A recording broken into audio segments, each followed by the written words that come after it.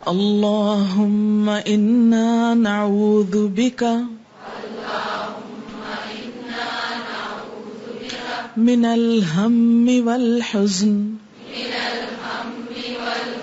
ونعوذ بک من العجز والکسل ونعوذ بک من البخل والجبن ونعوذ بک من غلبۃ الدین وقہر الرجال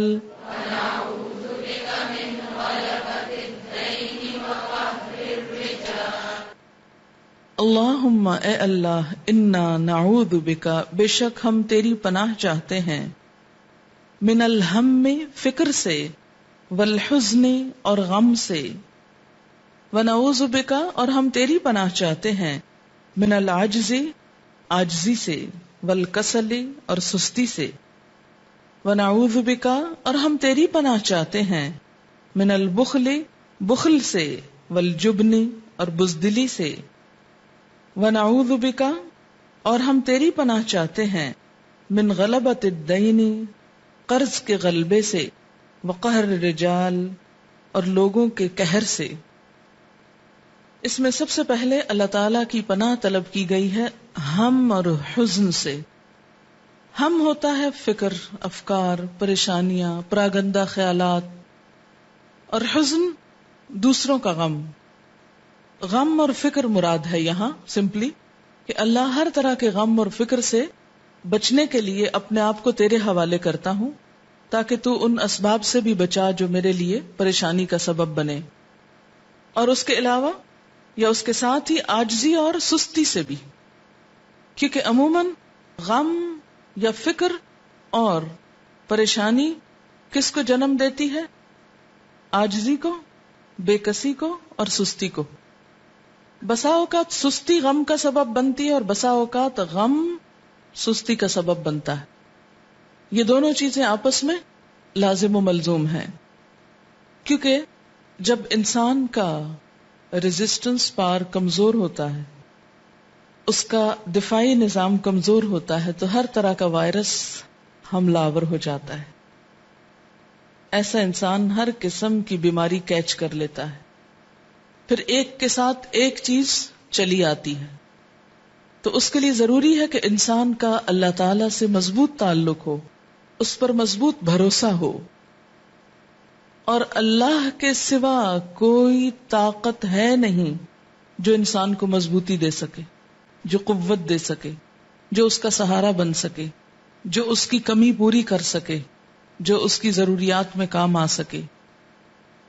تو اس لیے اللہ اپنے آپ کو تیرے حوالے کرتی ہوں کہ تو مجھے ہر فکر سے، ہر غم سے، سستی سے، عاجزی سے پناہ دے.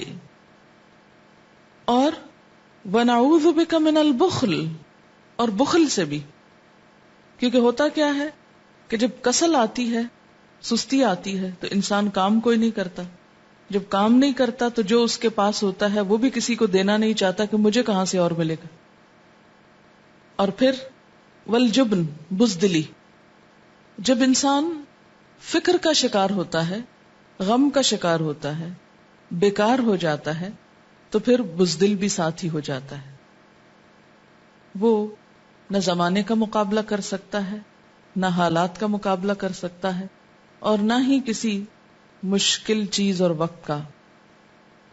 انسان ایک کمزور چیز ہے، اور انسان جتنا چاہے مضبوط ارادہ رکھتا ہو، مضبوط ایمان رکھتا ہو، مالدار ہو، عالم ہو، کچھ ہو، لیکن انسان انسان ہے. وہ اس وقت تک کمزور ہے جب تک کہ اس کا سہارا اور بھروسہ اللہ کی ذات پر نہیں. جب تک وہ اپنے آپ کو اللہ کے حوالے نہیں کرتا، اور اللہ پر بھروسہ کرنے سے زیادہ خود پہ بھروسہ کرتا ہے. اور جب انسان خود پر بھروسہ کرنے لگتا ہے تو اللہ آزما لیتا ہے کہ پھر بچاؤ اپنے آپ کو. تم سمجھتے ہو کہ سب کچھ تم خود کر سکتے ہو، اب اپنی مدد آپ کرو. یہ بار بار آتا ہے نا قرآن میں، وہ اپنی مدد بھی خود نہیں کر سکتے. بڑے بڑے نیک لوگوں کے بارے میں یہ کہا گیا کہ جن پر لوگ بھروسہ کرتے تھے، فرمایا وہ تو اپنی مدد نہیں کر سکتے، دوسروں کی مدد کیا کریں گے؟ تو یہ دعائیں جہاں انسان کی دنیاوی ضروریات پوری کرتی ہیں، وہاں انسان کو توحید کا سبق سکھاتی ہیں. اسی لیے تو دعا کو عبادت کہا گیا کہ دعا کیا ہے؟ عبادت. مانگنا کیا ہے؟ اللہ سے تعلق کی علامت، اس پر بھروسہ کرنا، اسی کو اصل ہستی سمجھنا، اصل سہارا سمجھنا. عبادت اور دعا لازم و ملزوم ہے. اور پھر وَنَعُوذُ بِكَ، ہم پناہ چاہتے ہیں تیری، کس سے؟ من غلبۃ الدین، قرض کے غلبے سے. کیونکہ جب انسان کے اندر فکر، غم، عاجزی، سستی، بخل، بزدلی آتی ہے تو پھر انسان بعض اوقات اپنی روزی کمانے کے قابل بھی نہیں رہتا، جس کے نتیجے میں مقروض ہوتا چلا جاتا ہے. یا انسان جب اپنے نفس کا غلام ہو جاتا ہے تو مقروض ہونے لگتا ہے، اپنی خواہشات پوری کرنے کے لیے قرض لیتا چلا جاتا ہے. یہ بھی ایک بزدلی ہے.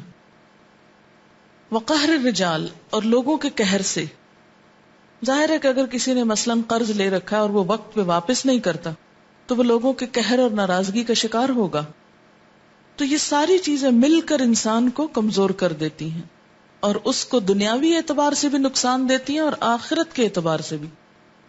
یہ سب چیزیں عمل کی رفتار کم کر دیتی ہیں، اور جب عمل کی رفتار کم ہو جائے تو دنیا اور آخرت دونوں کا گھاٹا. اس احساس کے ساتھ اب آپ دعا مانگے. اللہم انا نعوذ بک من الہم والحزن